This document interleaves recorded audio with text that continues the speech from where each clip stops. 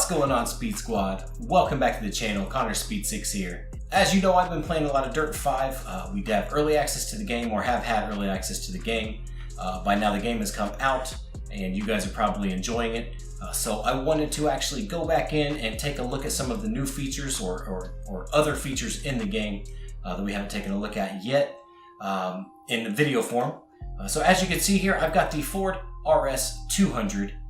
We are going to dive in to some of the Livery Editor that Dirt 5 has to offer for the community here. But before that, please leave the video a like, leave me a positive comment, and if you're new around here, please be sure to subscribe for more weekly content like this. Join the Speed Squad. I would love to have you become a part of the community and the Speed Squad family. That would mean a whole lot, so please hit that button for me. So yeah, let's dive right in here. So I actually just bought the Ford RS200. It's in plain white, but we're going to change that. Alright, so we are now in the Livery Editor on Dirt 5. As you can see, it just gives us a base color vehicle sitting on a platform, blank background, which is kind of nice because it doesn't take your attention off of the actual car itself. You can rotate the car around on this platform. You can raise and adjust the camera, that way you can see the roof of the car and all different types of angles. The only thing that I'm not really fond of is that I cannot zoom in on the car, but moving through this, as you will see, it's not really necessary as we don't have a ton of super detailed livery options or designing options, but we do have a few, so let's just take a look at some of them and see what we have. So yeah, as an option here, you get an immediate option of 4 different patterns to choose from. None, of course, which is just one simple plain paint, or you've got pattern 1, 2, 3, or 4. Initially, you only have unlocked pattern 1, but as you progress in the game, for example, pattern 2 is level 32, pattern 3 is level 59, pattern 4 level 97. I'm only level 4, as I've not played this very much yet. I just want to show you the different options here for the patterns, and then we'll dive a little bit into just plain paints and adding decals and things like that. So, for example, pattern 1, so we've selected that. What you do then is then right bumper over to the actual paint layer options. So you've got, again, the patterns, the paints, the decals, and then you can add sponsors, which is the handshakes there. So yes, after we selected our livery or pattern, go into your livery editor, and then what you can do is there are different channels. So you've got your base layer, layer 1, layer 2, and layer 3, as well as your wheel color. So we'll start with your base layer. Now from there, you can choose your actual fill type. So on the base layer, which you can see looks like it's that little red section right in the middle in between there, you can make it a color or a texture. Now the texture, of course, can be changed to a bunch of different crazy and quirky type of patterns that the game offers you. So if you really want to get a little crazy, you can make some insanely wild and out of this world decals. A lot of people don't necessarily like this because purists say it's really just not rally, but we have to remember this is Dirt 5, not Dirt Rally 2.0. So this is more of an arcade vibe style game, so we want to make sure that we don't get the two mixed up. It is fun, it's a little bit more out there and a little bit more wild, and that's okay. But yeah, you can pick a bunch of different textures for the different layers. We'll go into that a little bit more into detail here soon. So going back to your colors, what you do is you select then your color fill. You can choose from gloss, matte metallic, special finish, all as options for your paint types. Now unfortunately, as you did see there, the different paint types have to be unlocked as you progress through the game, but initially we have a ton of different gloss paint options, which is really good. So as you can see there, the base paint, we can just kind of choose whatever color we want to. I'm just going to throw something crazy in here. I don't really care, honestly. We'll just throw my base lime green color in there. So select that color, go back. Then what you want to do is go back up to your channels option, select layer 1. Then again, you can choose a color or a tint.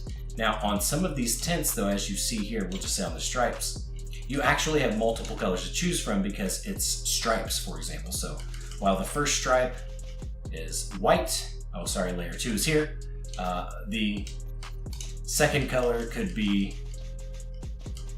pink. I'm purely doing this so you can just see what we're doing here. So But yeah, if you don't want to do the tint texture, you can actually go back to just another color fill, and you can throw in a different color. We'll just throw a dark gray in there, just to make it aesthetically pleasing-ish. So jumping from layer 1 to layer 2, again, from a color to a texture, it's your choice. You can do whatever you want. But to save my brain from exploding, we're just going to do a color. So let's see. Looks like it tints most of the car. So layer 2 is most of the car on this one. Let's see. Yeah, we'll go with black there. And then moving on to layer 3. Anyways, let's go back to colors. Let's throw in, just so we can see the differences here and the variations, I'm gonna make it white. So yeah, so we've got 4 different layers. Your base, layer 1, layer 2, layer 3. Then after that, you can do wheel color, which is fourth layer technically.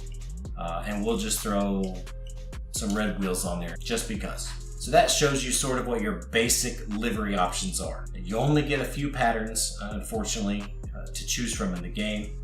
So you're pretty limited on what you can do in that aspect. So moving on next to the decals. Actually, I'm gonna skip the decals and I'll explain why in a second. So what you can do here on the sponsor editor is you can choose different layouts for your sponsors. In the sponsor editor portion of the livery editor, you can actually choose different layouts for the sponsor's setup, I guess you could say, on the car. But what I want to do first is show you that you can actually choose different sponsors. Okay, so we've got 3M, K&N. Actually, let's do K&N, but no, let's do K&N in white. Then we'll just throw AEM on here, and sponsor 4, throw Alpine Stars because that's my favorite. Okay, so now we've got 4 sponsors chosen. Sponsor 1 is typically going to be your main sponsor or the biggest sponsor on the car and have the biggest presence. So you can then, after you've chosen your sponsors, choose the layout that you want the sponsors to look like on the side of the car. Also, pay attention to the top too, because it does adjust on the top of the car. Each car is unique. They all have different layouts, pretty similar to each other, but somewhat different. So yeah, layout 1, you see everything's kind of grouped there on the door with your number plate up on the B pillar. No, that'd probably be the C pillar because there is a little window in there. Layout 2, as you can see, the sponsors get a little bit bigger. Your number 1 sponsor is large and in charge, sort of front and center, and then your others are down on the bottom as the secondary sponsors.